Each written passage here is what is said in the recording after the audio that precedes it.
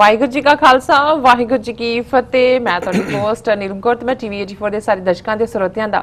ਹਾਰਦਿਕ ਸਵਾਗਤ ਕਰਦੀ ਹਾਂ ਪ੍ਰੋਗਰਾਮ ਸੱਚੋ ਸੱਚ ਵਿੱਚ, ਜਿਹੜੇ ਇਸ ਪ੍ਰੋਗਰਾਮ ਨਾਲ ਦੇਸ਼ਾਂ ਵਿਦੇਸ਼ਾਂ ਤੋਂ ਜੁੜ ਚੁੱਕੇ ਨੇ। ਖਾਲਿਸਤਾਨ ਅਫੇਅਰ ਸੈਂਟਰ ਦੇ ਸੰਚਾਲਕ ਡਾਕਟਰ ਅਮਰਜੀਤ ਸਿੰਘ ਜੀ ਰੋਜ਼ਾਨਾ ਇਸ ਤਰ੍ਹਾਂ ਸਟੂਡੀਓ ਵਿੱਚ ਮੇਰੇ ਨਾਲ ਸ਼ਾਮਲ ਨੇ। ਆਉਣਾ ਮਿਲ ਕੇ ਅੱਜ ਦੀਆਂ ਅਹਿਮ ਵਿਚਾਰ ਚਰਚਾਵਾਂ ਕਰਦੇ ਹਾਂ।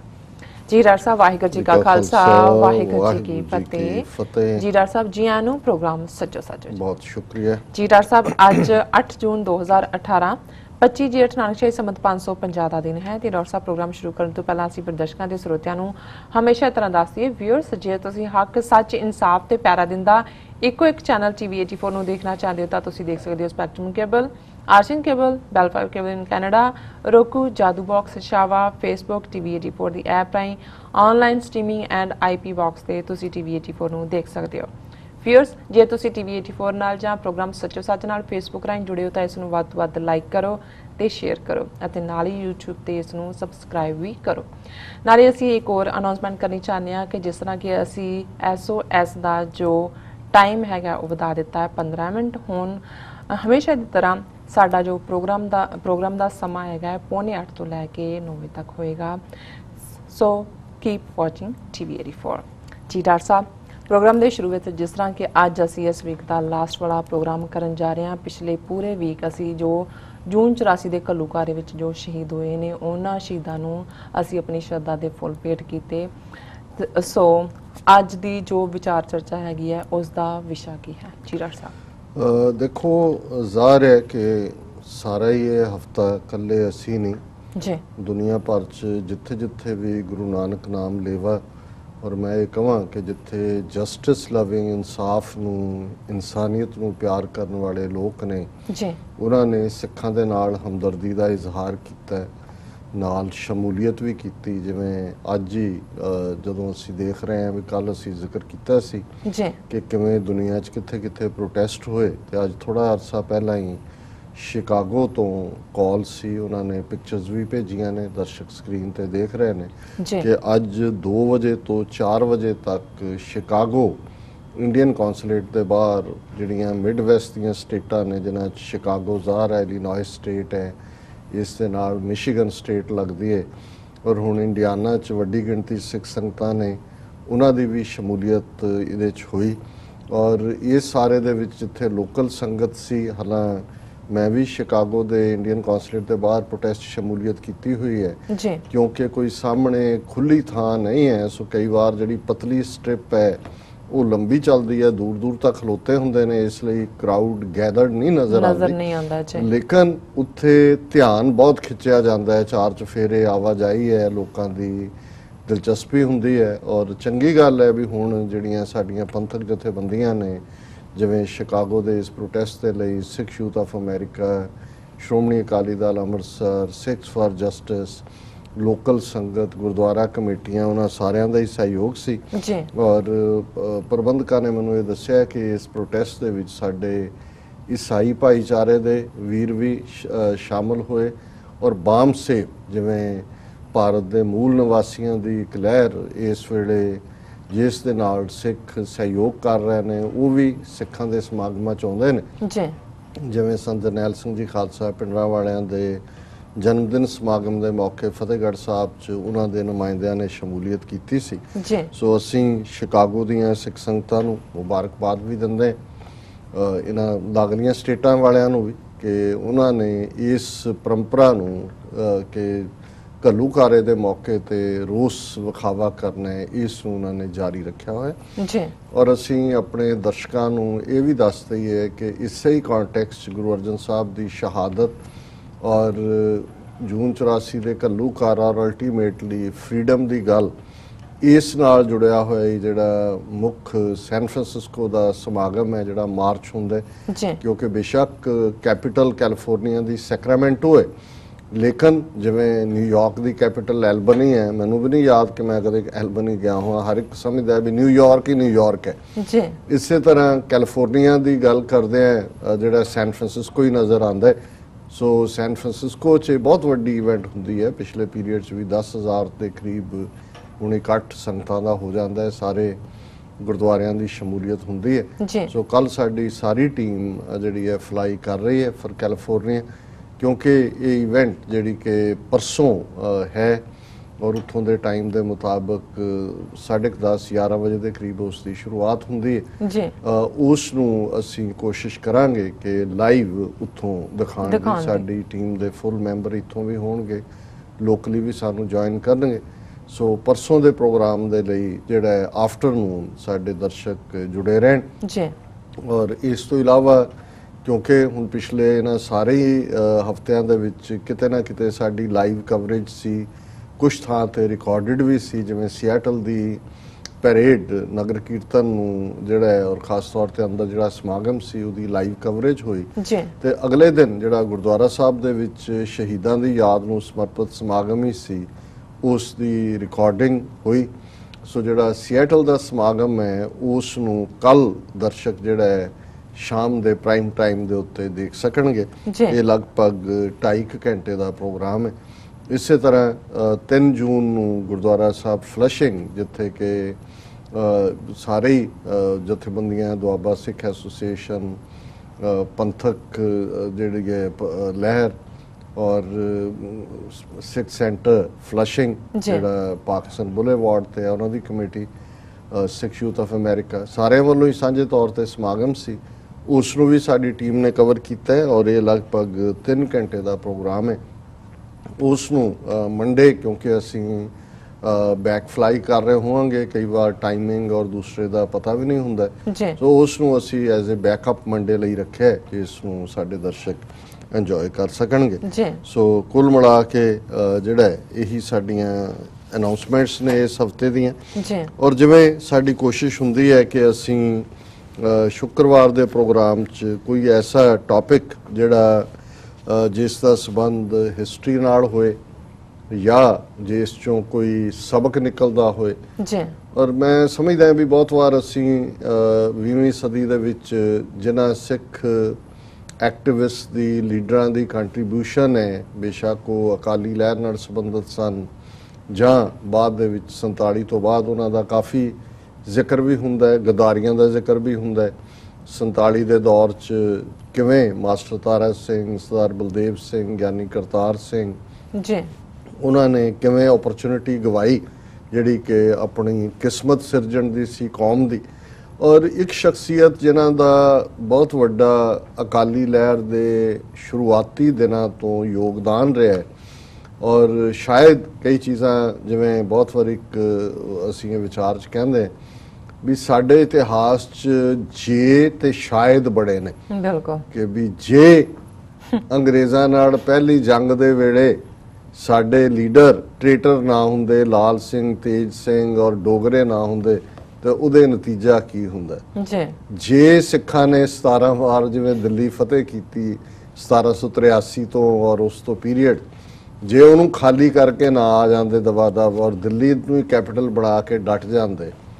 फिर की हुंदा। जे महाराजा रणजीत सिंह अंग्रेज़ां दे नाल अपने लाइफ टाइम वेले टक्कर लै लैंदे जदों कि शुरू च शायद वो पॉसीबल नहीं सी, 1809 की संधि तो होनी सी क्योंकि उदों महाराजा रणजीत सिंह टू यंग सी और अजे घोड़ चढ़ी फौज तो बिना कुछ भी नहीं सी। पर 1831-32 तक पहुँचदे तो रोपड़ की संधि हुई, उदों तक सिखां दे कोल अपना तोपखाना, वैल ट्रेनड आर्मी और पूरा ऑर्गेनाइज सिस्टम सी। ते जिहड़ी जंग 1846 दे विच जिसनूं शाह मुहम्मद ने कहा कि शाह मुहम्मदा एक सरकार बाजों फौजां जित के अंत नूं हारियां ने, कि जे यही जंग 1846 की बजाय 1831-32 च हुंदी रणजीत सिंह दे हुंदे सरकार दे हुंदे तो फिर उहदे नतीजे की हुंदे। बिल्कुल फिर असीं ये साडीआं बहुत सारियां कि जे गदर पार्टी दे वेले कृपाल सिंह ट्रेटर ना बनदा और वो गदर की कामयाब हुंदा ते जे 47 दे विच साडी लीडरशिप जिन्हां दे कोल अपॉर्चुनिटी सी सारे पासे उन्हां दे ब्रौनी पॉइंट बहुत ज़्यादा सन, अपना देश बना लैंदे ते अज 70 साल बाद जिहड़ी कौम दी खुआरी जिवें घल्लूकारिਆਂ चों निकलना और जे साडा मुल्क 1947 दे विच बनया हुंदा ते अज असीं दुनिया दी फर्स्ट वर्ल्ड कंट्री चों हुंदे। सो ये बहुत सारियां जे ने। हुण एक जे जिन्हां दा मैं जिक्र करन लगा, हालांकि ये शख्सियत दा once in a while passing reference जिक्र हुंदा है बाबा खड़क सिंह जिन्हां नूं कदे सिखां दे बेताज बादशाह कहा जांदा सी। ਹੁਣ ਬਾਦਸ਼ਾਹ ਦੇ ਸਿਰ ਤੇ ਤਾਜ ਹੁੰਦਾ ਹੈ, ਜ਼ਾਹਰ ਹੈ ਬਾਦਸ਼ਾਹ ਸੋਵਰਨਟੀ ਕਰਾਉਨ ਨਾਲ ਜੁੜੀ ਹੁੰਦੀ ਹੈ ਜੀ ਪਰ ਇਹ ਇੱਕ ਐਸੀ ਸ਼ਖਸੀਅਤ ਸੀ ਜਿਨ੍ਹਾਂ ਨੂੰ ਬੇਤਾਜ ਬਾਦਸ਼ਾਹ ਕਰਕੇ ਜਾਣਿਆ ਜਾਂਦਾ ਸੀ ਕਿ ਹੈ ਬਾਦਸ਼ਾਹ ਨੇ ਭਾਵੇਂ ਤਾਜ ਨਹੀਂ। ਔਰ ਮੈਂ ਉਹਨਾਂ ਦੀ ਇਸ ਚਰਚਾ ਨੂੰ ਇਸ ਲਈ ਚੁਣਿਆ ਕਿ 6 ਜੂਨ 2018 ਦਾ ਦਿਨ ਉਹ ਸੀ ਜਦੋਂ ਕਿ ਉਹਨਾਂ ਨੂੰ ਇਸ ਦੁਨੀਆ ਤੋਂ ਰੁਖਸਤ ਹੋਇਆ 150 ਸਾਲ ਬੀਤ ਗਏ। ਔਰ ਕੁਝ ਥਾਵਾਂ ਤੇ ਦਿੱਲੀ ਦੇ ਵਿੱਚ ਵੀ ਇੱਕ ਫੰਕਸ਼ਨ ਹੋਇਆ ਉਹਨਾਂ ਦੀ 150 ਸਾਲਾ ਯਾਦ ਨੂੰ ਮਨਾਉਂਦੇ ਆ ਜੀ। ਔਰ ਜਿਨ੍ਹਾਂ ਦਾ ਦਿੱਲੀ ਦੇ ਨਾਲ ਵਾਹ ਹੈ ਜਾਂ ਦਿੱਲੀ ਜਾਂਦੇ ਰਹੇ ਨੇ ਜਾਂ ਜਾਣਗੇ ਉਹ ਜ਼ਰੂਰ ਜਦੋਂ ਗੁਰਦੁਆਰਾ ਰਕਾਬਗੰਜ ਬੰਗਲਾ ਸਾਹਿਬ ਉਹਨਾਂ ਸੜਕਾਂ ਵੱਲ ਜਾਂਦੇ ਨੇ ਤਾਂ ਉੱਥੇ ਇੱਕ ਪ੍ਰੋਮੀਨੈਂਟ ਰਸਤਾ ਜਿਹੜਾ ਪਾਰਲੀਮੈਂਟ ਦੀ ਬੈਕ ਸਾਈਡ ਦੀ ਵੱਡੀ ਖੁੱਲੀ ਸੜਕ ਹੈ ਬਾਬਾ ਖੜਕ ਸਿੰਘ ਮਾਰਗ ਜੀ। ਸੋ ਜ਼ਾਹਰ ਹੈ ਕਿ ਬਹੁਤਿਆਂ ਨੂੰ ਲੱਗਦਾ ਹੋਣਾ ਕਿ ਕੋਈ ਬਾਬਾ ਹੋਣਾ ਇੱਥੇ ਬੈਠਾ ਉਹਨੇ ਜਿਹਦੇ ਨਾਂ ਤੇ ਹੈ। ਸੋ ਇਹ ਉਹੀ ਬਾਬਾ ਖੜਕ ਸਿੰਘ ਨੇ ਜਿਹੜੇ 150 ਸਾਲ ਪਹਿਲਾਂ 6 ਜੂਨ 1868 ਨੂੰ ਸਿਆਲਕੋਟ ਦੇ ਵਿੱਚ ਉਹਨਾਂ ਦਾ ਜਨਮ ਹੁੰਦਾ ਹੈ ਔਰ 6 ਅਕਤੂਬਰ ਹੀ 1963 ਨੂੰ 95 ਸਾਲ ਦੀ ਉਮਰ 'ਚ ਦਿੱਲੀ ਦੇ ਵਿੱਚੋਂ ਚੜ੍ਹਾਈ ਕਰਦੇ ਨੇ। ਹੁਣ ਇਹ ਇੱਕ ਬੜੀ ਦਿਲਚਸਪ ਸ਼ਖਸੀਅਤ ਸਨ ਔਰ ਮੈਂ ਇਹ ਸਮਝਦਾ ਹਾਂ ਕਿ ਬਹੁਤ ਵਾਰੀ ਜਦੋਂ ਅਸੀਂ ਅੱਜ ਤੋਂ 150 ਸਾਲ ਪਹਿਲਾਂ ਦੀ ਗੱਲ ਕਰਦੇ ਹਾਂ ਮੈਜੋਰਿਟੀ ਸਾਡੇ ਲੋਕ ਗੁਰਬਤ ਦੇ ਨਾਲ ਹੀ ਘੁਲਦੇ ਸੀ ਜਾਂ ਜਿਹੜੇ ਜ਼ਮੀਨਾਂ ਦੇ ਜਾਂ ਫੌਜ ਦੇ ਵਿੱਚ ਵੀ ਇਹ ਉਹ ਪੀਰੀਅਡ ਸੀ ਕਿ ਅਜੇ ਕੋਈ ਅਫਸਰੀ ਨਹੀਂ ਸੀ ਮਿਲਦੀ, ਕੋਈ ਸਿਪਾਹੀ ਹੌਲਦਾਰ ਵੱਧ ਤੋਂ ਵੱਧ ਸੂਬੇਦਾਰ ਬਣ ਜਾਂਦੇ ਸੀ ਔਰ ਗੀਤ ਵੀ ਕੌਣ ਆਖੂ ਹੌਲਦਾਰ ਨਹੀਂ ਕੌਣਾ ਹੀ ਬਹੁਤ ਵੱਡਾ ਟਾਈਟਲ ਸੀ ਔਰ ਉਹਨਾਂ ਜ਼ਮਾਨਿਆਂ 'ਚ ਇਹ ਜਿਹੜੇ ਨੇ ਇੱਕ ਰਈਸ ਪਰਿਵਾਰ ਦੇ ਵਿੱਚ ਜਿੱਥੇ ਉਹਨਾਂ ਦੇ ਫਾਦਰ ਕਿਉਂਕਿ ਜਿਹੜੇ ਬਹੁਤ ਅਮੀਰ ਲੋਕ ਸੀ ਭਾਵੇਂ ਉਹਨਾਂ ਦੇ ਕੋਲ ਰਾਜ ਭਾਗ ਸੀ ਜਗੀਰਾਂ ਸੀ ਜਾਂ ਦੂਜੇ ਉਹਨਾਂ ਨੂੰ 3 ਖਾਸ ਕਿਸਮ ਦੇ ਟਾਈਟਲ ਜਿਹੜੇ ਨੇ ਅੰਗਰੇਜ਼ ਦਿੰਦੇ ਸੀ ਰਾਏ ਬਹਾਦਰ ਤੇ ਸਰਦਾਰ ਬਹਾਦਰ ਤੇ ਜਿਹੜੇ ਮੁਸਲਮਾਨਾਂ ਚੋਂ ਸੀ ਉਹਨਾਂ ਨੂੰ ਖਾਨ ਬਹਾਦਰ। ਸੋ ਬਹੁਤ ਸਾਰੇ ਜਿਹੜੇ ਸਰਦਾਰ ਬਹਾਦਰ ਨੇ ਜ਼ਾਹਰ ਹੈ ਸਰਦਾਰ ਸਨ ਪਰ ਕੁੜੀਆਂ ਨੂੰ ਸਰਦਾਰ ਬਹਾਦਰ ਦੇ ਨਾਲ ਰਾਏ ਬਹਾਦਰ ਦਾ ਟਾਈਟਲ ਵੀ ਹੁੰਦਾ ਸੀ। ਸੋ ਸਰਦਾਰ ਖੜਕ ਸਿੰਘ ਦੇ ਪਿਤਾ ਜਿਹੜੇ ਨੇ ਉਹ ਰਾਏ ਬਹਾਦਰ ਸਨ ਔਰ ਜ਼ਾਹਰ ਹੈ ਕਿ ਸਿਆਲਕੋਟ ਦੇ ਵਿੱਚ ਵੱਡੀ ਜਿਹੜੀ ਕੰਟਰੈਕਟਰ ਸਨ ਠੇਕੇਦਾਰ ਔਰ ਦੂਸਰਾ ਔਰ ਫਿਰ ਕਈਆਂ ਨੂੰ ਸਰ ਦਾ ਖਿਤਾਬ ਦਿੰਦੇ ਸੀ ਜਿਵੇਂ ਰਵਿੰਦਰਨਾਥ ਟੈਗੋਰ ਸਰ ਸੀ ਖੁਸ਼ਵੰਤ ਸਿੰਘ ਦਾ ਪਿਓ ਸੋਭਾ ਸਿੰਘ ਇਹ ਵੀ ਸਰ ਸੀ। ਇਸੇ ਤਰ੍ਹਾਂ ਇੱਕ ਚੀਫ ਖਾਲਸਾ ਦੀਵਾਨ ਦਾ ਜਿਹੜਾ ਪੰਜਾਬ ਕੈਬਨਿਟ ਮਿਨਿਸਟਰ ਵੀ ਰਿਹਾ ਜੋਗਿੰਦਰ ਸਿੰਘ ਇਹ ਵੀ ਸਰ ਸੀ ਔਰ ਜਿਹੜੇ ਰਾਜੇ ਨੇ ਇਹਨਾਂ ਨੂੰ ਤਾਂ ਫਿਰ ਕਈ ਖਿਤਾਬ ਔਰ ਇਹਨਾਂ ਦੇ ਨਾਲ ਹੁੰਦਾ ਸੀ ਜੀ ਫਲਾਣੇ ਦੇ ਜਦੋਂ ਜਾਏਗਾ 5 ਤੋਪਾਂ ਦੀ ਸਲਾਮੀ ਹੈ ਜਿਹਨੂੰ ਥੋੜਾ ਵੱਡਾ ਰਾਜਾ ਦਿਖਾਣਾ ਹੈ ਉਹਦੀ 11 ਤੋਪਾਂ ਦੀ ਸਲਾਮੀ ਦੂਜੇ ਨੂੰ 21 ਤੋਪਾਂ ਦੀ ਸਲਾਮੀ। ਸੋ ਸਾਰੇ ਹੀ ਜਿਹੜੇ ਨੇ 21 ਤੋਪਾਂ ਦੀ ਸਲਾਮੀ ਬੜਾ ਸਮਝਦਾ ਸੀ ਮੈਂ ਦੂਜੇ ਨਾਲੋਂ ਉੱਚਾ। ਸੋ ਇਸੇ ਤਰ੍ਹਾਂ ਇਹ ਕਲਾਸ ਜਿਹੜੀ ਰਾਏ ਬਹਾਦਰ ਸਰਦਾਰ ਬਹਾਦਰ ਖਾਨ ਬਹਾਦਰ ਸਰ ਕਲਾਸ ਸੀ ਉਹਨਾਂ ਨੂੰ ਜੇ ਇਹ ਕਹਿਣਾ ਹੋਏ ਕਿ ਅੰਗਰੇਜ਼ਾਂ ਦੇ ਬਹੁਤ ਵਫਾਦਾਰ ਕੁੱਤੇ ਸੀ ਜਿਨ੍ਹਾਂ ਦੇ ਗਲ 'ਚ ਪਟਾਈ ਸੀ ਪਟਿਆਂ ਦੇ ਉੱਤੇ ਹੀ ਲਿਖਿਆ ਹੋਇਆ ਸੀ। ਤੇ ਜਦੋਂ ਅਸੀਂ ਇਸ ਕਲਾਸ 'ਚੋਂ ਦੇਖਦੇ ਹਾਂ ਕਿ ਕੋਈ ਰਿਬੈਲ ਆਏ ਕੋਈ ਬਾਗੀ ਸੁਰ ਆਏ ਕੋਈ ਉਸ ਰਾਏ ਬਹਾਦਰੀ ਔਰ ਉਸ ਸਰਦਾਰ ਬਹਾਦਰੀ ਜਾਂ ਖਾਨ ਬਹਾਦਰੀ ਨੂੰ ਲੱਤ ਮਾਰ ਕੇ ਜਿਹੜਾ ਉਹ ਆਜ਼ਾਦੀ ਦੇ ਰਸਤੇ ਨੂੰ ਚੁਣੇ। ਔਰ ਜਦੋਂ ਅਸੀਂ ਈਵਨ ਗੁਰਦੁਆਰਾ ਸੁਧਾਰ ਲਹਿਰ ਦੀ ਗੱਲ ਕਰਦੇ ਹਾਂ ਗੁਰਦੁਆਰਾ ਰਿਫਾਰਮ ਮੂਵਮੈਂਟ ਜਿਹਨੂੰ ਕਿਹਾ ਜਾਂਦਾ ਹੈ ਜਾਂ ਜਿਸ ਨੂੰ ਅਕਾਲੀ ਲਹਿਰ ਵੀ ਕਿਹਾ ਜਾਂਦਾ ਹੈ ਬੇਸ਼ੱਕ ਉਸ ਦੇ ਵਿੱਚ ਬਹੁਤ ਤੇਜ਼ੀ ਸਾਕਾ ਨਨਕਾਣਾ ਸਾਹਿਬ ਦੇ ਨਾਲ ਆਈ 21 ਫਰਵਰੀ 1920 ਨੂੰ ਜਦੋਂ ਮਹੰਤ ਨਰੈਣੂ ਤੇ ਉਹਦੇ ਗੁੰਡਿਆਂ ਨੇ 130 ਤੋਂ ਜ਼ਿਆਦਾ ਸਿੰਘਾਂ ਨੂੰ ਸ਼ਹੀਦ ਕੀਤਾ। ਪਰ ਜੇ ਅਸੀਂ ਹਿਸਟੋਰੀਕਲੀ ਦੇਖੀਏ ਤੇ ਪਹਿਲਾ ਗੁਰਦੁਆਰਾ ਜਿਹੜਾ ਮਹੰਤਾਂ ਦੇ ਕਬਜ਼ੇ ਚੋਂ ਇਸ ਸੁਧਾਰ ਲਹਿਰ ਦੇ ਤਹਿਤ ਆਜ਼ਾਦ ਹੋਇਆ ਉਹ ਗੁਰਦੁਆਰਾ ਬਾਬੇ ਕੀ ਬੇਰ ਸਿਆਲਕੋਟ ਸੀ ਹੁਣ ਕਿਉਂਕਿ ਪਾਕਿਸਤਾਨ ਦੇ ਵਿੱਚ 174 ਦੇ ਕਰੀਬ ਇਤਿਹਾਸਕ ਗੁਰਦੁਆਰੇ ਨੇ ਔਰ ਬਾਬੇ ਦੀ ਬੇਰ ਉਹਨਾਂ ਗੁਰਦੁਆਰਿਆਂ ਚੋਂ ਹੈ ਜਿੱਥੇ ਹੁਣ ਸੰਗਤਾਂ ਦਰਸ਼ਨ ਦੇ ਲਈ ਜਾਂਦੀਆਂ ਨੇ। ਸਿਆਲਕੋਟ ਇੱਕ ਬੜਾ ਹਿਸਟੋਰੀਕਲ ਸ਼ਹਿਰ ਹੈ ਇਸ ਦੇ ਨਾਲ ਜੁੜਿਆ ਹੋਇਆ ਇੱਕ ਆਪਣਾ ਇਤਿਹਾਸ ਹੈ ਸਿਆਲਾਂ ਦਾ ਕਬੀਲਾ ਕਦੇ ਇੱਥੇ ਸੀ ਔਰ ਇਹਦੇ ਨਾਲ ਹੀ ਸੰਬੰਧਿਤ ਹੈ ਕਿ ਕਿਵੇਂ ਇੱਕ ਫਕੀਰ ਜਿਹੜਾ ਹੈ ਉਹ ਚਲੀਆ ਕੱਟ ਰਿਹਾ ਸੀ ਗੁੱਸੇ 'ਚ ਸੀ ਕਿ ਸ਼ਹਿਰ ਨੂੰ ਤਬਾਹ ਕਰਨਾ ਹੈ ਔਰ ਗੁਰੂ ਨਾਨਕ ਸਾਹਿਬ ਉਸ ਸ਼ਹਿਰ ਦੇ ਵਿੱਚ ਆਉਂਦੇ ਨੇ ਔਰ ਹੋਰ ਵੀ ਇਸ ਨਾਲ ਜੁੜਿਆ ਹੋਇਆ ਬਹੁਤ ਸਾਰਾ ਇਤਿਹਾਸ ਹੈ ਔਰ ਉੱਥੇ ਇੱਕ ਬੇਰੀ ਦੇ ਥੱਲੇ ਆ ਕੇ ਗੁਰੂ ਨਾਨਕ ਸਾਹਿਬ ਬੈਠੇ ਉਸ ਚਿਲਾ ਕੱਟ ਰਹੇ ਜਿਹੜਾ ਤਪਸਵੀ ਸੀ, ਵਲੀ ਸੀ ਜਾਂ ਜੋ ਵੀ, ਜੀ ਉਸ ਨੂੰ ਥੱਲੇ ਲਿਆਂਦਾ ਅਸਮਾਨ ਤੋਂ ਕਿ ਭਾਈ ਰੱਬ ਦੇ ਬੰਦੇ ਖਲਕਤ ਦੀ ਭਲਾਈ ਮੰਗਦੇ ਨੇ, ਉਹਨਾਂ ਦੀ ਤਬਾਹੀ ਨਹੀਂ ਮੰਗਦੇ। ਸੋ ਉੱਥੇ ਗੁਰੂ ਸਾਹਿਬ ਦੀ ਯਾਦ ਦੇ ਵਿੱਚ ਵੱਡਾ ਸਰੋਵਰ ਗੁਰਦੁਆਰਾ ਸਾਹਿਬ ਐਸਟੈਬਲਿਸ਼ ਹੈ। ਔਰ ਇਹ ਗੁਰਦੁਆਰਾ ਸਾਹਿਬ ਸਭ ਤੋਂ ਪਹਿਲਾਂ ਜਿਹੜਾ ਹੈ ਗੁਰਦੁਆਰਾ ਸੁਧਾਰ ਲਹਿਰ ਦੇ ਵਿੱਚ ਜਿਹੜਾ ਉਹ ਲਿਬਰੇਟ ਹੋਇਆ। ਔਰ ਬਾਬਾ ਖੜਕ ਸਿੰਘ ਦਾ ਸੰਬੰਧ ਕਿਉਂਕਿ ਉੱਥੇ ਸੀ, ਉੱਥੋਂ ਦੇ ਨਾਲ ਜਿਹੜਾ ਜੁੜੇ ਰਹੇ। ਔਰ ਮੈਂ ਬਰੀਫ ਜਿਹੜਾ ਉਹਨਾਂ ਦੀ ਡਿਸਕ੍ਰਿਪਸ਼ਨ ਹੈ ਉਸ ਨੂੰ ਸਾਂਝਾ ਕਰਾਂਗਾ ਕਿ ਬਈ ਉਹਨਾਂ ਨੇ ਜਿਹੜਾ ਕਿਵੇਂ ਸ਼੍ਰੋਮਣੀ ਗੁਰਦੁਆਰਾ ਪ੍ਰਬੰਧਕ, ਔਰ ਇਹਦੇ 'ਚ ਗੱਲ ਦਾ ਧਿਆਨ ਰਹੇ ਕਿ ਜਿਹੜੀ ਆਫੀਸ਼ੀਅਲੀ ਅੱਜ ਅਸੀਂ ਸ਼੍ਰੋਮਣੀ ਗੁਰਦੁਆਰਾ ਪ੍ਰਬੰਧਕ ਕਮੇਟੀ ਦੀ ਗੱਲ ਕਰਦੇ ਹਾਂ 1924 ਦੇ ਵਿੱਚ, ਔਰ 1920 ਤੋਂ ਲੈ ਕੇ 2021 ਤੋਂ 24 ਤੱਕ ਆਲਮੋਸਟ ਇਹ ਸਾਰੇ ਹੀ ਸਾਲ ਮੋਰਚਿਆਂ ਦੇ ਸਾਲ ਸੀ, ਜਿਹਦੇ ਵਿੱਚ ਚਾਬੀਆਂ ਦਾ ਮੋਰਚਾ, ਸਾਕਾ ਨਨਕਾਣਾ ਸਾਹਿਬ, ਗੁਰੂ ਕੇ ਬਾਗ ਦਾ ਮੋਰਚਾ, ਜੈਤੋ ਦਾ ਮੋਰਚਾ। ਔਰ ਜੈਤੋ ਦਾ ਮੋਰਚਾ ਫਾਈਨਲ ਮੋਰਚਾ ਸੀ, ਜਿਸ ਤੋਂ ਬਾਅਦ ਅੰਗਰੇਜ਼ਾਂ ਨੇ ਇਹ ਮਹਿਸੂਸ ਕੀਤਾ ਹੈ ਕਿ ਵੀ ਸਿੱਖਾਂ ਨਾਲ ਹੁਣ ਅੱਗੋਂ ਟੱਕਰ ਨੂੰ ਵਧਾਉਣਾ ਉਹਨਾਂ ਲਈ ਜਾਇਜ਼ ਨਹੀਂ ਹੈ। ਉਹਦੇ ਆਪਣੇ ਕਾਰਨ ਸਨ। ਇੱਕ ਪਾਸੇ ਰੈਜ਼ਿਸਟੈਂਸ ਸੀ ਸਿੱਖਾਂ ਦੀ ਔਰ ਸਿੱਖ ਖਲੋ ਗਏ ਸਨ ਇਸ ਆਪਣੇ ਸਟੈਂਡ ਤੇ। ਦੂਸਰਾ ਇੱਕ ਪੱਖ ਇਹ ਵੀ ਸੀ ਕਿ ਅੰਗਰੇਜ਼ਾਂ ਦੀ ਫੌਜ ਦਾ ਇੱਕ ਵੱਡਾ ਹਿੱਸਾ ਜਿਹੜਾ ਉਹ ਸਿੱਖਾਂ ਦਾ ਸੀ। ਔਰ ਜਿਨ੍ਹਾਂ ਇਲਾਕਿਆਂ 'ਚੋਂ ਖਾਸ ਤੌਰ 'ਤੇ ਮਾਝੇ ਦੇ ਜਾਂ ਸੈਂਟਰਲ ਪੰਜਾਬ ਦੇ ਭਰਤੀ ਆਉਂਦੀ ਸੀ, ਉਹਨਾਂ 'ਚੋਂ ਹੀ ਜ਼ਿਆਦਾ ਜਥੇ ਵੀ ਜਿਹੜੇ ਨੇ ਉਹ ਗ੍ਰਿਫਤਾਰੀਆਂ ਦਿੰਦੇ ਸੀ ਜਾਂ ਜੇਲ੍ਹਾਂ ਕੱਟਦੇ ਸੀ।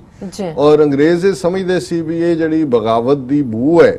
ਇਹ, ਔਰ ਕੁਝ ਸਾਲ ਉਹਨਾਂ ਨੇ ਉੱਥੇ ਈਵਨ ਭਰਤੀ ਵੀ ਬੰਦ ਕਰ ਦਿੱਤੀ 2-3 ਸਾਲ। ਔਰ ਜਦੋਂ ਸਾਕਾ ਨਨਕਾਣਾ ਸਾਹਿਬ ਹੋਇਆ ਔਰ ਪੰਥ ਨੇ ਕਾਲ ਦਿੱਤੀ ਕਿ ਸਾਰਾ ਪੰਥ ਕਾਲੀਆਂ ਦਸਤਾਰਾਂ ਔਰ ਕਾਲੀਆਂ ਚੁੰਨੀਆਂ ਲੈ, ਕਾਲਾ ਰੰਗ ਉਦੋਂ ਦਾ ਹੀ ਸਾਡੇ 'ਚ ਆਇਆ ਹੋਇਆ। ਔਰ ਉਸ ਵੇਲੇ ਈਵਨ ਫੌਜ ਦੇ ਵਿੱਚ ਵੀ ਫੌਜੀਆਂ ਨੇ ਬਹੁਤ ਸਾਰਿਆਂ ਨੇ ਕਾਲੀਆਂ ਦਸਤਾਰਾਂ ਸਜਾ ਲਈਆਂ ਸੀ। ਹਾਲਾਂ ਉਹਨਾਂ ਦਾ ਆਪਣਾ ਰੰਗ ਉਹ ਹਰਾ ਹੁੰਦਾ ਜਿਹੜਾ ਤਾਂ ਕਿ ਘਾਹ ਦੇ ਨਾਲ ਰਲ ਮਿਲ ਜਾਏ ਜਦੋਂ ਉਹਨਾਂ ਨੇ ਜੰਗ ਜਾਂ ਦੂਜਾ ਕਰਨਾ। ਸੋ ਇਹ ਉਹਨਾਂ ਲਈ ਫਿਕਰ ਦਾ ਕਾਰਨ ਸੀ ਔਰ ਰਿਜ਼ੈਂਟਮੈਂਟ ਵੱਧ ਰਹੀ ਸੀ। ਔਰ ਦੂਸਰੇ ਪਾਸੇ ਜ਼ਾਹਰ ਹੈ ਵੀ ਸਿੱਖ ਜਿਹੜੇ ਨੇ ਫੁੱਲ ਸਕੇਲ ਪੋਲੀਟੀਕਲ ਪ੍ਰੋਸੈਸ ਦੇ ਵਿੱਚ ਆ ਚੁੱਕੇ ਸੀ ਔਰ ਇਹ ਇਸ਼ੂ ਧਾਰਮਿਕ ਸੀ। ਜੈਤੋ ਦੇ ਮੋਰਚੇ ਦੇ ਨਾਲ ਇਸ ਪੋਲੀਟੀਕਲ ਟਿੰਜ ਆ ਗਈ ਕਿਉਂਕਿ ਜੈਤੋ ਦੇ ਮੋਰਚੇ ਦਾ ਬੇਸ ਇਹ ਸੀ ਕਿ ਰਿਪੁਦਮਨ ਸਿੰਘ ਨਾਭਾ ਜਿਹੜਾ ਕਿ ਹਮਦਰਦੀ ਰੱਖਦਾ ਸੀ ਅਕਾਲੀ ਲਹਿਰ ਨਾਲ, ਉਸ ਨੂੰ ਅੰਗਰੇਜ਼ਾਂ ਨੇ ਗੱਦੀਆਂ ਲਾਇਆ ਔਰ ਅਕਾਲੀਆਂ ਨੇ ਇਸ ਮੋਰਚਾ ਲਾਇਆ ਵੀ ਉਹਨੂੰ ਵਾਪਸ ਗੱਦੀ ਤੇ ਬਿਠਾਓ। ਭਾਵੇਂ ਗੱਦੀ ਤੇ ਤਾਂ ਨਹੀਂ ਬਿਠਾਇਆ, ਪਰ ਅੰਗਰੇਜ਼ਾਂ ਨੇ ਸਮਝਿਆ ਕਿ ਹੁਣ ਧਰਮ ਦੇ ਨਾਲ ਜਿਹੜਾ ਹੈ ਇਹ ਸਿਆਸੀ ਪਾਵਰ ਦੀ ਗੱਲ ਵੀ ਸ਼ੁਰੂ ਹੋ ਗਈ। ਸੋ ਇਹ ਸ਼੍ਰੋਮਣੀ ਕਮੇਟੀ ਪਹਿਲਾਂ ਇਹ ਸੈਂਟਰਲ ਸਿੱਖ ਗੁਰਦੁਆਰਾ ਬੋਰਡ ਸੀ, ਲੇਕਿਨ ਇੱਕ ਓਰੀਜਨਲ ਸ਼੍ਰੋਮਣੀ ਗੁਰਦੁਆਰਾ ਪ੍ਰਬੰਧਕ ਕਮੇਟੀ ਜਿਹੜੀ 1920 'ਚ ਬਣੀ ਅਕਾਲ ਤਖਤ ਦੀ ਛਤਰ ਛਾਇਆ ਥੱਲੇ, ਜਿਹਨੂੰ ਬਾਅਦ 'ਚ ਅੰਗਰੇਜ਼ ਸਰਕਾਰ ਨੇ ਜਿਹਦੇ ਤੇ ਪਾਬੰਦੀ ਲਾਈ। ਬਾਬਾ ਖੜਕ ਸਿੰਘ ਉਹਦੇ ਵੀ ਪ੍ਰਧਾਨ ਸੀ ਔਰ ਲੰਬਾ ਵਕਤ ਉਹਨਾਂ ਨੇ ਜੇਲ੍ਹ ਕੱਟੀ ਔਰ ਉਹਨਾਂ ਦੇ ਜਿਹੜੇ ਸਿਦਕ ਔਰ ਸਬਰ ਦੀਆਂ ਬਹੁਤ ਸਾਰੀਆਂ ਕਹਾਣੀਆਂ ਨੇ। ਔਰ ਜਦੋਂ ਫਿਰ ਸ਼੍ਰੋਮਣੀ ਗੁਰਦੁਆਰਾ ਪ੍ਰਬੰਧਕ ਕਮੇਟੀ ਐਕਟ ਦੇ ਰਾਹੀਂ 1925 'ਚ ਪਹਿਲੀਆਂ ਚੋਣਾਂ ਹੋਈਆਂ ਤੇ ਪਹਿਲੇ ਪ੍ਰਧਾਨ ਵੀ ਸ਼੍ਰੋਮਣੀ ਗੁਰਦੁਆਰਾ ਪ੍ਰਬੰਧਕ ਕਮੇਟੀ ਦੇ ਬਾਬਾ ਖੜਕ ਸਿੰਘ ਬਣੇ। ਔਰ ਬਾਬਾ ਖੜਕ ਸਿੰਘ ਕੋਈ ਜਿਵੇਂ ਅਸੀਂ ਅੱਜ ਜਦੋਂ ਜਥੇਦਾਰਾਂ ਜਾਂ ਅਕਾਲੀਆਂ ਦੀ ਗੱਲ ਕਰਦੇ ਤੇ ਅਸੀਂ ਅਨਪੜ੍ਹਤਾ ਦੀ ਗੱਲ ਕਰਦੇ ਹਾਂ ਜਾਂ ਅਨਪੜ੍ਹ ਜਥੇਦਾਰ ਡਾਂਗਾ ਖਾਣ ਵਾਲੇ ਤਾਂ ਹੈਗੇ ਨੇ, ਪੜ੍ਹੇ ਲਿਖੇ ਨਹੀਂ, ਲੇਕਿਨ ਬਾਬਾ ਖੜਕ ਸਿੰਘ ਇਹ ਐਕਸੈਪਸ਼ਨ ਸਨ। ਹਾਲਾਂਕਿ ਈਵਨ ਮਾਸਟਰ ਤਾਰਾ ਸਿੰਘ ਵੀ ਗ੍ਰੈਜੂਏਟ ਸੀ ਖਾਲਸਾ ਕਾਲਜ ਅੰਮ੍ਰਿਤਸਰ ਦਾ, ਹਾਕੀ ਦਾ ਪਲੇਅਰ ਟੀਮ ਦਾ ਜਾਂ ਦੂਜਾ। ਸੋ ਇੱਕ ਪਰਸੈਪਸ਼ਨ ਬਣ ਗਈ ਕਿ ਵੀ ਅਕਾਲੀਆਂ 'ਚ ਅਨਪੜ੍ਹ ਰਹੇ ਨੇ, ਪਰ ਜ਼ਾਹਰ ਹੈ ਸਿਆਸੀ ਤੌਰ ਤੇ ਅਨਕੜੇ ਹੋਏ। ਬਾਬਾ ਖੜਕ ਸਿੰਘ ਦਾ ਮੈਂ ਜ਼ਿਕਰ ਇਸ ਲਈ ਵੀ ਕਰਨਾ ਚਾਹੁੰਦਾ ਵੀ ਜਿਹੜੀ ਮੈਂ ਜੇ ਦੀ ਗੱਲ ਕੀਤੀ ਕਿ ਜਿਵੇਂ ਬਾਬਾ ਖੜਕ ਸਿੰਘ 'ਚ ਦ੍ਰਿੜਤਾ ਤੇ ਮੈਚਿਓਰਿਟੀ ਸੀ, ਕਾਸ਼ 1930 40 ਤੱਕ ਪਹੁੰਚਦੇ, ਉਹ ਕਾਂਗਰਸ ਵੱਲ ਨਾ ਝੁਕਦੇ, ਉਹਨਾਂ ਵਿਚਲਾ ਨੈਸ਼ਨਲਿਜ਼ਮ ਜਿਹਨੂੰ ਗਾਂਧੀ ਨੇ, ਨਹਿਰੂ ਨੇ, ਉਹਦੇ ਪਹਿਲਾਂ ਨਹਿਰੂ ਦੇ ਪਿਓ ਨੇ ਮੋਤੀ ਲਾਲ ਨਹਿਰੂ ਨੇ, ਮਦਨ ਮੋਹਨ ਮਾਲਵੀਆ ਨੇ ਫੁੱਲੀ ਐਕਸਪਲੋਇਟ ਕੀਤਾ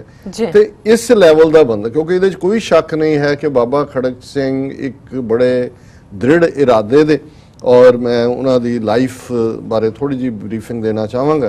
ਕਿ ਉਹਨਾਂ ਨੇ ਮਿਸ਼ਨ ਹਾਈ ਸਕੂਲ ਤੋਂ ਮੈਟ੍ਰਿਕੂਲੇਸ਼ਨ ਕੀਤੀ ਔਰ ਫਿਰ ਉਹਨਾਂ ਨੇ ਇੰਟਰਮੀਡੀਏਟ ਮਰੇ ਕਾਲਜ ਚੋਂ ਕੀਤੀ ਸਿਆਲਕੋਟ ਦੇ, ਔਰ ਪੰਜਾਬ ਯੂਨੀਵਰਸਿਟੀ ਲਾਹੌਰ ਚੋਂ ਉਹਨਾਂ ਨੇ ਜਿਹੜੇ 1899 ਦੇ ਵਿੱਚ ਪਹਿਲੇ ਗ੍ਰੈਜੂਏਟ ਸੀ ਉਹਨਾਂ ਚੋਂ ਉਹ ਸਨ। ਔਰ ਉਹਨਾਂ ਨੇ ਫਿਰ ਇਲਾਹਾਬਾਦ ਦੇ ਵਿੱਚ ਲਾ ਕਾਲਜ ਜੁਆਇਨ ਕੀਤਾ ਔਰ ਉਸ ਪੀਰੀਅਡ ਦੇ ਵਿੱਚ ਹੀ ਫਿਰ ਉਹਨਾਂ ਦੀ ਜਿਹੜੀ ਹੈ ਪਿਤਾ ਦੀ ਡੈਥ ਹੋ ਗਈ, ਘਰੇਲੂ ਵਿੱਚ ਆਪਣੀ ਲਾਅ ਦੀ ਡਿਗਰੀ ਛੱਡ ਕੇ ਆ ਗਏ, ਬਟ ਆਲਮੋਸਟ ਉਹਨਾਂ ਨੂੰ ਕਈ ਥਾਂ ਤੇ ਮੈਂ ਸ਼ੁਰੂ 'ਚ ਜਦੋਂ ਬਚਪਨ 'ਚ ਉਹਨਾਂ ਬਾਰੇ ਪੜ੍ਹਦਾ ਸੀ ਤੇ ਬਾਰ ਐਟ ਲਾਅ ਵੀ ਲਿਖਿਆ ਜਾਂਦਾ ਸੀ। ਹੋ ਸਕਦਾ ਹੈ ਕਿ ਉਹਨਾਂ ਨੇ ਜਿਹੜਾ ਉਹ ਲੇਟਰ ਔਨ ਕੰਪਲੀਟ ਵੀ ਕਰ ਲਿਆ ਹੋਏ। ਔਰ ਉਸ ਜ਼ਮਾਨੇ 'ਚ ਚੀਫ ਖਾਲਸਾ ਦੀਵਾਨ, ਕਿਉਂਕਿ ਜਦੋਂ ਅਸੀਂ ਸਿੰਘ ਸਭਾ ਲਹਿਰ ਦੀ ਗੱਲ ਕਰਦੇ ਹਾਂ, ਖਾਲਸਾ ਦੀਵਾਨ ਲਾਹੌਰ, ਖਾਲਸਾ ਦੀਵਾਨ ਅੰਮ੍ਰਿਤਸਰ ਔਰ ਦੋ ਸ਼ਖਸੀਅਤਾਂ ਭਾਈ ਦਿੱਤ ਸਿੰਘ, ਪ੍ਰੋਫੈਸਰ ਗੁਰਮੁਖ ਸਿੰਘ, ਇਹ ਖਾਲਸਾ ਦੀਵਾਨ ਲਾਹੌਰ ਨਾਲ ਸੰਬੰਧਿਤ ਸਨ। ਬੇਦੀ ਸੋਢੀ ਖਾਲਸਾ ਦੀਵਾਨ ਅੰਮ੍ਰਿਤਸਰ ਨਾਲ ਸਨ ਤੇ ਇਹਨਾਂ ਦੋਨਾਂ ਦੀ ਯਤਨ ਸਦਕਾ ਸਿੰਘ ਸਭਾ ਲਹਿਰ, ਜਿਹਦੇ 'ਚੋਂ ਖਾਲਸਾ ਕਾਲਜ 1893 'ਚ ਬਣਿਆ, ਔਰ ਇਹ ਦੋਨੋਂ ਹੀ ਬਾਬਾ ਦਿੱਤ ਸਿੰਘ ਔਰ ਭਾਈ ਪ੍ਰੋਫੈਸਰ ਗੁਰਮੁਖ ਸਿੰਘ ਇਹ 2-3 ਸਾਲ ਦੇ ਵਕਫੇ ਤੇ ਚੜ੍ਹਾਈ ਕਰ ਗਏ। ਫਿਰ ਇਹ ਦੋਨੋਂ ਦੀਵਾਨ ਮਰਜ ਹੋ ਗਏ ਔਰ ਇਹਨਾਂ 'ਚੋਂ ਚੀਫ ਖਾਲਸਾ ਦੀਵਾਨ ਨਿਕਲੇ। ਔਰ ਜਿਹੜੀ ਅਸੀਂ education, Khalsa school, Khalsa college ਅੱਜ ਵੀ ਵੱਡੀ ਗਿਣਤੀ 'ਚ ਦੇਖਦੇ ਹਾਂ, ਇਹ ਚੀਫ ਖਾਲਸਾ ਦੀਵਾਨ ਜਿਨ੍ਹਾਂ ਦੇ ਪਿੱਛੇ ਭਾਈ ਵੀਰ ਸਿੰਘ ਵਰਗੀ ਸ਼ਖਸੀਅਤ ਖੜੀ ਸੀ। ਔਰ ਇਹ ਇੱਕ ਐਨੂਅਲ ਕਾਨਫਰੰਸ ਕਰਦੇ ਸੀ ਪੰਜਾਬ ਦੇ ਕਿਸੇ ਵੀ ਖਿੱਤੇ 'ਚ, ਕਈ ਵਾਰੀ ਰਿਮੋਟ ਇਲਾਕਿਆਂ 'ਚ ਵੀ, ਪਰ ਉਹਦਾ ਇੱਕ ਆਧਾਰ ਹੁੰਦਾ ਸੀ ਕਿ ਜਿੱਥੇ ਕਾਨਫਰੰਸ ਕਰਨੀ ਹੈ ਸਿੱਖ ਐਜੂਕੇਸ਼ਨ ਕਾਨਫਰੰਸ, ਉੱਥੇ ਉਹਨਾਂ ਨੇ ਖਾਲਸਾ ਸਕੂਲ ਜ਼ਰੂਰ ਐਸਟੈਬਲਿਸ਼ ਕਰਨੇ। ਔਰ ਉਹਦੇ ਜਿਹੜੀ ਤਰਨ ਤਾਰਨ ਦੇ ਵਿੱਚ 1915 ਦੇ ਵਿੱਚ ਜਿਹੜੀ ਹੈ ਚੀਫ ਖਾਲਸਾ ਦੀਵਾਨ ਨੇ ਕਾਨਫਰੰਸ ਕੀਤੀ, 8ਵਾਂ ਸੈਸ਼ਨ ਸੀ ਉਹਨਾਂ ਦਾ, ਉਸ ਨੂੰ ਬਾਬਾ ਖੜਕ ਸਿੰਘ ਨੇ ਪ੍ਰੀਜ਼ਾਈਡ ਕੀਤਾ। ਔਰ ਉਹਦੇ 'ਚ ਕੁਝ ਚੀਜ਼ਾਂ ਉਹਨਾਂ ਨੇ ਕਸਟਮ ਨੂੰ ਤੋੜਿਆ। ਜਿੱਦਾਂ ਹੁੰਦਾ ਇਹ ਸੀ ਕਿ ਜਦੋਂ ਪ੍ਰੈਜ਼ੀਡੈਂਟ ਆ ਰਿਹਾ ਕਾਨਫਰੰਸ 'ਚ, ਚੀਫ ਖਾਲਸਾ ਦੀਵਾਨ 6 ਘੋੜਿਆਂ ਵਾਲੀ ਬੱਗੀ ਤੇ ਆਉਂਦਾ ਸੀ, ਇਹਨਾਂ ਨੇ ਉਹ ਰਿਜੈਕਟ ਕਰਕੇ ਪੈਦਲ ਤੁਰ ਕੇ ਆਏ। ਫਿਰ ਜਿਹੜਾ ਚੀਫ ਖਾਲਸਾ ਦੀਵਾਨ ਸੀ ਸਾਰੇ ਸਰਕਾਰ ਪੱਖੀ ਸੀ, ਇਹ ਅੰਗਰੇਜ਼ਾਂ ਦੀ ਬੜੇ ਗੁਣ ਗਾਇਨ ਕਰਨ ਵਾਲੇ ਸੀ ਔਰ ਇਹ ਮਤਾ ਵੀ ਕਰਦੇ ਸੀ ਕਿ ਲੌਂਗ ਲਿਵ ਦਾ ਕਿੰਗ, ਲੌਂਗ ਲਿਵ ਦਾ ਯੂਨੀਅਨ ਜੈਕ। ਪਰ ਜਦੋਂ ਬਾਬਾ ਖੜਕ ਸਿੰਘ ਦੀ ਰੈਵੋਲੂਸ਼ਨਰੀ ਲਾਈਨ ਇਹ ਸੀ ਕਿ ਜਦੋਂ ਇਹਨਾਂ ਨੇ 1915 ਦੇ ਵਿੱਚ ਪ੍ਰੀਜ਼ਾਈਡ ਕੀਤਾ ਤੇ ਉਹਨਾਂ ਨੇ ਇਹ ਕਿਹਾ ਕਿ ਵੀ ਮੇਰੀ ਪ੍ਰੈਜ਼ੀਡੈਂਸੀ ਦੇ ਥੱਲੇ ਕੋਈ ਰੈਜ਼ੋਲੂਸ਼ਨ ਇੱਥੇ ਐਸਾ ਮੂਵ ਨਹੀਂ ਹੋਏਗਾ ਜਿਹੜਾ ਅੰਗਰੇਜ਼ਾਂ ਦੀ ਰਾਜ ਦੀ ਸਲਾਮਤੀ ਮੰਗੇ। ਸੋ ਜ਼ਾਹਰ ਹੈ ਕਿ ਵੀ ਇਸ ਸਾਰੇ ਨੇ ਅੰਗਰੇਜ਼ਾਂ ਨੂੰ ਵੀ ਹਿਲਾ ਕੇ ਰੱਖ ਦਿੱਤਾ ਕਿ ਵੀ ਇਹ ਈਵਨ ਚੀਫ ਖਾਲਸਾ ਦੀਵਾਨ 'ਚ ਵੀ ਇਸ, ਔਰ ਉਸ ਤੋਂ ਬਾਅਦ ਉਹਨਾਂ ਨੇ ਉਹਨਾਂ ਤੋਂ ਕਿਨਾਰਾਕਸ਼ੀ ਕਰ ਲਈ ਚੀਫ ਖਾਲਸਾ ਦੀਵਾਨ ਤੋਂ। ਔਰ ਜਲਿਆਂਵਾਲੇ ਬਾਗ ਦੇ ਸਾਕੇ ਤੋਂ ਬਾਅਦ ਜਿਹੜਾ ਫਿਰ ਬਾਬਾ ਖੜਕ ਸਿੰਘ ਖੁੱਲ੍ਹ ਕੇ ਅੰਗਰੇਜ਼ਾਂ ਦੇ ਖਿਲਾਫ ਆਏ। 1920 ਦੇ ਵਿੱਚ ਉਹਨਾਂ ਨੇ ਸੈਂਟਰਲ ਸਿੱਖ ਲੀਗ ਜਿਹੜੀ ਹੈ ਉਹ ਬਣਾਈ ਔਰ ਉਹਦੇ 'ਚ ਗਾਂਧੀ ਨੂੰ, ਕਿਉਂਕਿ ਪੰਜਾਬ ਅਜੇ ਗਾਂਧੀ ਨਵਾਂ ਆਇਆ ਸੀ ਸਾਊਥ ਅਫਰੀਕਾ ਤੋਂ,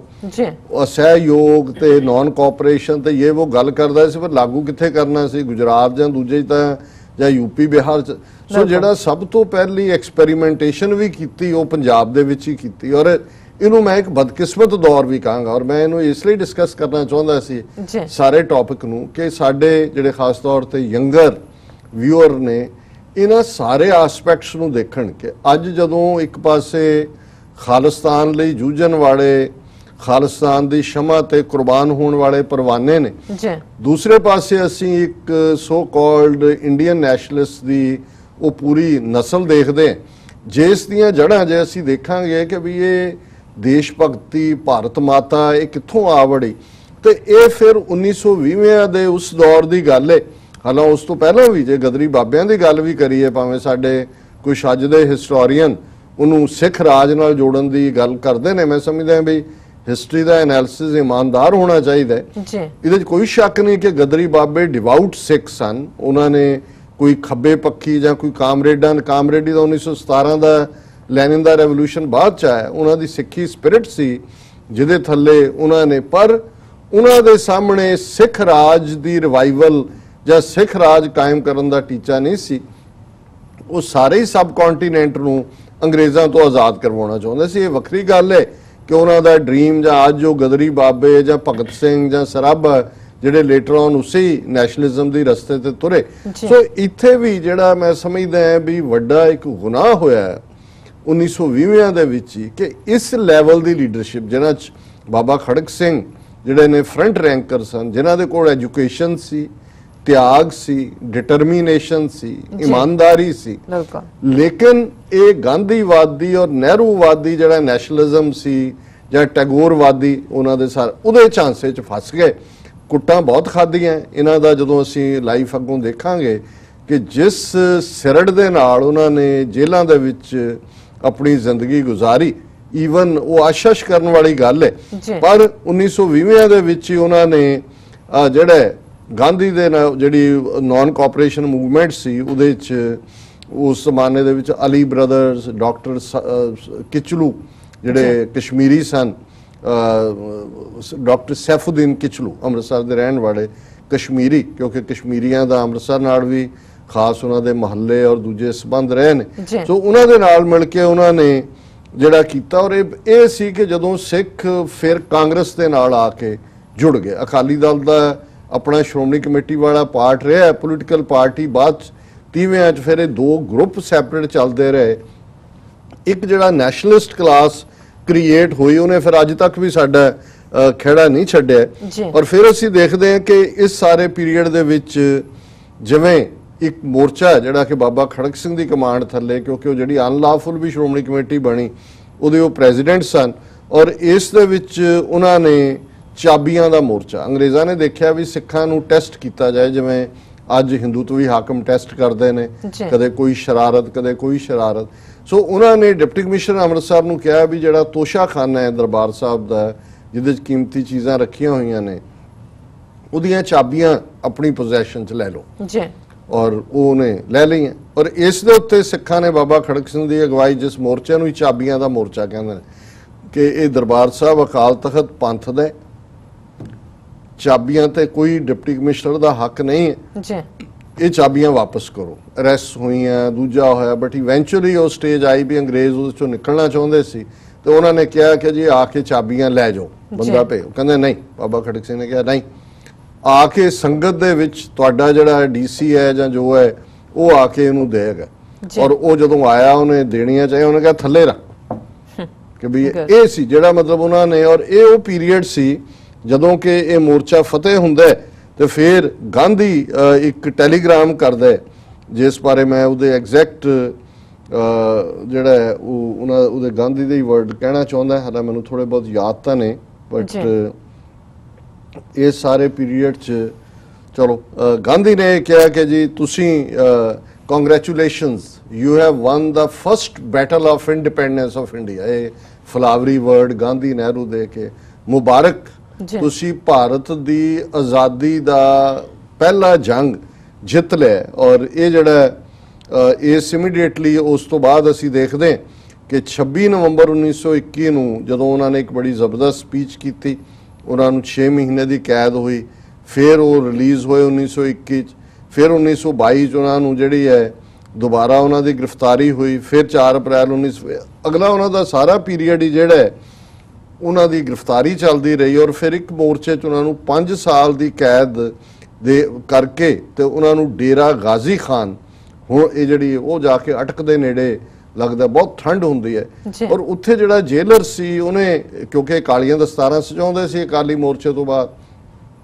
ਉਹਨਾਂ ਨੇ ਕਿਹਾ ਜੀ ਇਹਨਾਂ ਦੀਆਂ, ਔਰ ਗਾਂਧੀ ਟੋਪੀ, ਕਾਂਗਰਸੀ ਵੀ ਸੀ, ਗਾਂਧੀ ਟੋਪੀਆਂ ਲਾ ਲਈਆਂ ਉਹਨਾਂ ਨੇ ਪਹਿਲਾਂ ਦਸਤਾਰਾਂ, ਹੁਣ ਇਹਨਾਂ ਨੇ ਪ੍ਰੋਟੈਸਟ ਕੀਤਾ, ਉਹਨਾਂ ਨੇ ਕਿਹਾ ਜੀ ਨਹੀਂ, ਤੁਸੀਂ ਇਹਨਾਂ ਨੂੰ ਵਾਪਸ ਦਿਓ। ਉਹਨਾਂ ਨੇ ਇਹਨਾਂ ਨੂੰ ਕਿਹਾ ਵੀ ਅਸੀਂ ਤੁਹਾਡੀਆਂ ਦਸਤਾਰਾਂ ਵੀ ਲਾ ਲੈਣੀਆਂ। ਬਾਬਾ ਖੜਕ ਸਿੰਘ ਨੇ ਕਿਹਾ ਵੀ ਠੀਕ ਹੈ, ਜੇ ਤੁਸੀਂ ਸਾਡੇ ਸਿਰ ਤੇ ਦਸਤਾਰ ਨਹੀਂ, ਅਸੀਂ ਕੱਪੜੇ ਵੀ ਨਹੀਂ ਪਾਉਣੇ ਸਿਵਾਏ ਆਪਣੇ ਕਸ਼ਹਿਰੇ ਦੇ। ਸੋ ਉੱਥੋਂ ਦੀ ਇੰਨੀ ਠੰਡ ਦੇ ਵਿੱਚ, ਔਰ ਇਹ 4-5 ਸਾਲ ਉੱਥੇ ਰਹੇ, ਉਸ ਨੂੰ ਉਹਨਾਂ ਨੇ ਬਥੇਰੇ ਆਏ ਮਿੰਨਤਾਂ, ਮੁੜ ਕੇ ਉਹ ਵਾਪਸ, ਉਹਨਾਂ ਨੇ ਕਿਹਾ ਨਹੀਂ, ਹੁਣ ਅਰਦਾਸਾ ਸੋਧਿਆ ਹੋਇਆ। ਸੋ ਇਸ ਲੈਵਲ ਦੀਆਂ ਜਦੋਂ ਅਸੀਂ ਕੁਰਬਾਨੀਆਂ ਦੀ ਗੱਲ ਦੇਖਦੇ, ਔਰ ਇਸ ਦੇ ਵਿੱਚ ਜਿਹੜੀ ਗੱਲ ਬਾਬਾ ਖੜਕ ਸਿੰਘ ਦੀ, ਜਦੋਂ ਮੈਂ ਦ੍ਰਿੜਤਾ ਦੀ ਗੱਲ ਕਰਦਾ ਤਾਂ ਉਹਨਾਂ ਦੀ ਇੱਕ ਸਪੀਚ ਹੈ, ਕਿਉਂਕਿ ਉਹਨਾਂ ਦੀ ਬੜੀ ਜ਼ਬਰਦਸਤ ਕਮਾਂਡ ਸੀ ਹਰ ਚੀਜ਼ ਦੇ ਉੱਤੇ, ਅੰਗਰੇਜ਼ੀ ਲੈਂਗੁਏਜ ਤੇ ਵੀ, ਹਿਸਟਰੀ ਤੇ ਵੀ, ਤੇ ਉਹਦੇ 'ਚ ਉਹਨਾਂ ਨੇ ਇੱਕ ਸਪੀਚ ਲਾਹੌਰ ਦੇ ਵਿੱਚ ਕੀਤੀ। ਉਹਦੇ 'ਚ ਉਹਨਾਂ ਨੇ ਕਿਹਾ, in the fight for India's freedom, if you find a bullet in my back, do not count me as one amongst the Sikhs of the Guru, and do not cremate my dead body according to the Sikh rites. A disciple of the great Gurus is an ideal saint soldier and is supposed to fight in the vanguard and face bullets in the chest, not in the back. We Sikhs shall never allow any foreigner to rule over the motherland, and we shall brook no injustice. ਉਹਨਾਂ ਨੇ ਕਿਹਾ ਕਿ ਵੀ ਜੇ ਇਸ struggle 'ਚ ਕਦੇ ਮੇਰੀ ਪਿੱਠ ਤੇ ਗੋਲੀ ਤੁਸੀਂ ਦੇਖੋ ਲੱਗੀ ਤੇ ਮੈਨੂੰ ਸਿੱਖ ਮਰਿਆਦਾ ਮੁਤਾਬਕ ਸੰਸਕਾਰ ਨਾ ਕਰਨਾ,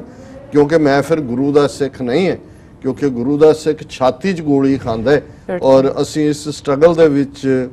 ਕਦੇ ਵੀ ਜਿਹੜਾ ਉਹ ਪਿੱਠ ਨਹੀਂ ਦਿਖਾਵਾਂਗੇ ਔਰ ਅੰਗਰੇਜ਼ ਜਿਹੜਾ ਸਾਡੀ ਇਸ ਮਾਤ ਭੂਮੀ ਤੋਂ ਨਿਕਲ ਜਾਣ। ਸੋ ਇਸੇ ਤਰ੍ਹਾਂ ਕਮਿਊਨਲ ਅਵਾਰਡ ਦੂਸਰੇ ਤੀਸਰੇ ਮੌਕਿਆਂ ਦੇ ਉੱਤੇ ਔਰ ਜਿਹੜੀ ਉਹਨਾਂ ਦੀ ਖਾਸ ਗੱਲ ਜਦੋਂ ਅਸੀਂ ਦੇਖਦੇ ਹਾਂ ਵੀ 1929 ਦਾ ਬੜਾ ਜ਼ਿਕਰ ਹੁੰਦਾ ਹੈ, 29 ਮਾਰਚ ਸ਼ਾਇਦ ਦਿਨ ਸੀ ਕਿ ਜੀ ਰਾਵੀ ਦੇ ਕੰਢੇ ਨਹਿਰੂ ਨੇ ਐਲਾਨ ਕੀਤਾ ਕਿ ਕੰਪਲੀਟ ਫਰੀडम। ਇਹਦੀ ਇੱਕ ਬੈਕਗ੍ਰਾਉਂਡ ਹੈ, ਗਾਂਧੀ ਨਹਿਰੂ ਕਾਂਗਰਸ ਦੀ ਜਿਹੜੀ ਮੰਗ ਸੀ ਉਹ ਸੀ ਡੋਮੀਨੀਅਨ ਸਟੇਟਸ, ਕਿ ਅੰਗਰੇਜ਼ਾਂ ਦਾ ਰਾਜ ਰਹੇ, ਸਾਨੂੰ ਆਟੋਨਮੀ ਵਿਦਨ ਆਟੋਨਮੀ, ਜਿਵੇਂ ਅਨੰਦਪੁਰ ਦੇ ਮੱਥੇ ਦੀ ਮੰਗ ਸੀ।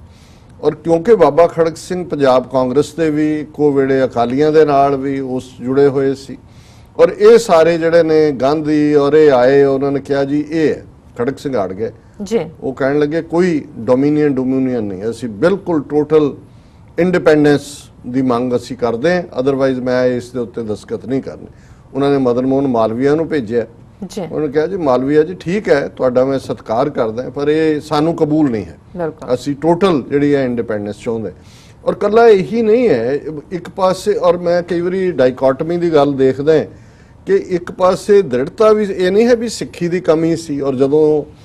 ਮੋਤੀ ਲਾਲ ਨਹਿਰੂ ਰਿਪੋਰਟ ਆਈ ਔਰ ਉਹਦੇ 'ਚ ਉਹਨਾਂ ਨੇ ਸਿੱਖਾਂ ਨੂੰ ਬਿਲਕੁਲ ਇਗਨੋਰ ਕੀਤਾ ਤੇ ਬਾਬਾ ਖੜਕ ਸਿੰਘ ਨੇ ਉਹਨੂੰ ਰਿਜੈਕਟ ਕਰ ਦਿੱਤਾ। ਝੰਡੇ ਦੀ ਗੱਲ ਆਈ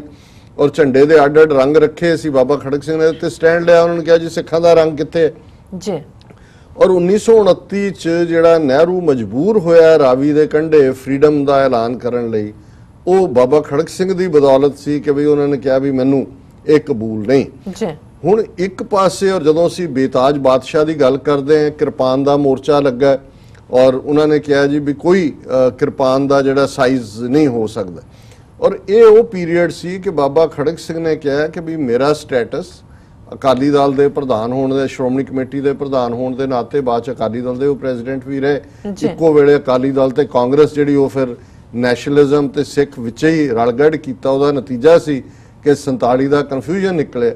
ਪਰ ਉਹਨਾਂ ਨੇ ਕਿਹਾ ਜੀ ਕਿ ਮੇਰਾ ਰੁਤਬਾ ਜਿਹੜਾ, ਮੈਂ ਇੱਕ ਸਿੱਖ ਕੌਮ ਦੀ ਨੁਮਾਇੰਦਗੀ ਕਰਦਾ ਜਿਹੜੀ ਸੋਵਰਨ ਹੈ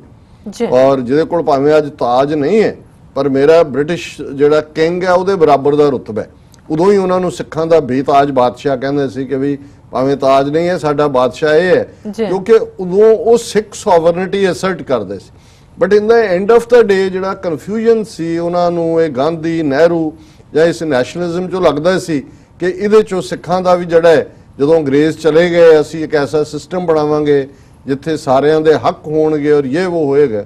ਔਰ ਅਨਫੋਰਚੂਨੇਟਲੀ 1930 ਤੱਕ ਪਹੁੰਚਦੇ ਆ ਵਿਦਨ ਅਕਾਲੀ ਦਲ ਆਪਸੀ ਜਿਹੜੀ ਖਿੱਚਤੂ ਚੱਲਦੀ ਹੈ ਅੱਜ ਵੀ ਸਾਡੀਆਂ ਜਥੇਬੰਦੀਆਂ 'ਚ ਵੀ ਹੈ, ਉਹਦੇ 'ਚ ਬਾਬਾ ਖੜਕ ਸਿੰਘ ਹੌਲੀ ਸਾਈਡ ਲਾਈਨ ਹੋਣੇ ਸ਼ੁਰੂ ਹੋ ਗਏ ਔਰ master Tara Singh central stage ਤੇ ਆ ਗਏ ਔਰ ਫਿਰ ਬਿਲਕੁਲ ਹੀ ਜਿਹੜਾ ਬਾਬਾ ਖੜਕ ਸਿੰਘ 1994 ਤੱਕ ਪਹੁੰਚਦੇ ਆ ਬਿਲਕੁਲ ਹੀ ਕਾਂਗਰਸ ਦੇ ਖਾਤੇ 'ਚ ਜਾ ਪਏ। ਔਰ ਜ਼ਾਹਰ ਹੈ ਕਿ ਉਸ ਦੌਰ 'ਚ ਅਦਰਵਾਈਜ਼ ਜਿਸ ਦੀਆਂ ਸੇਵਾਵਾਂ 1910 ਤੋਂ ਸ਼ੁਰੂ ਹੋਈਆਂ ਹੋਣ, ਐਕਸਪੀਰੀਅੰਸ, ਡਿਟਰਮੀਨੇਸ਼ਨ ਔਰ ਇਸ ਸਾਰੇ ਦੇ ਬਾਵਜੂਦ ਜਿਹੜਾ ਉਹਨਾਂ ਦਾ ਅਲਟੀਮੇਟਲੀ ਕਾਂਗਰਸ ਦੇ ਖਾਤੇ 'ਚ ਪੈਣਾ। ਔਰ ਜਦੋਂ 47 ਤੋਂ ਬਾਅਦ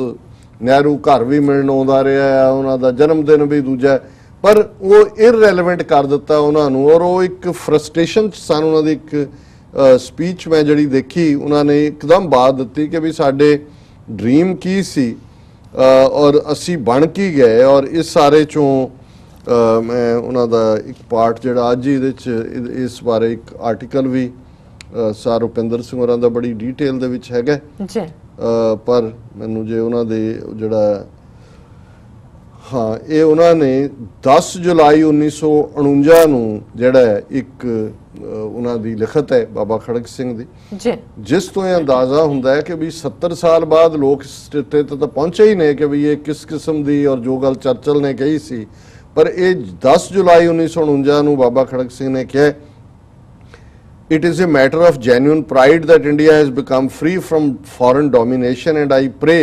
the Providence to bless my motherland with lasting prosperity and abiding peace. कि बहुत चंगा है, अंग्रेज़ा तो आज़ाद हो गए, साड़ी मात जिवें नेशनलिस्ट करते हैं, but